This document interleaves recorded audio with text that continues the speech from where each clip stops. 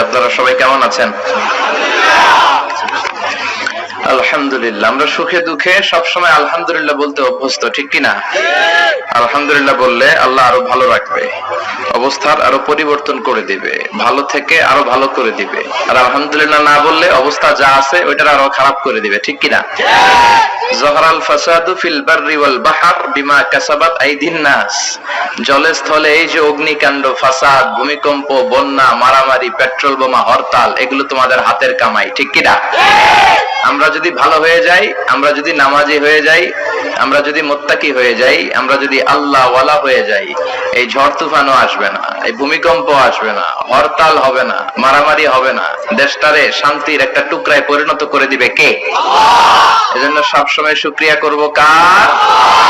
শুকরিয়া করলে আল্লাহ নেয়ামত বাড়ায় দেয়। লা ইন শাকারতুম লা আযীদান্নাকুম ওয়া লা ইন কাফারতুম ইন্না আযাবি লাশাদীদ। যদি নেয়ামতের শুকরিয়া করো তো নেয়ামত বাড়ায় দিব, আর যদি কুফরি করো আযাব দিব। এখন আমরা কি আযাব চাই না নেয়ামত চাই? নেয়ামত চাইলে শুকরিয়া করব কার? সব সময় আল্লাহর শুকরিয়া করব।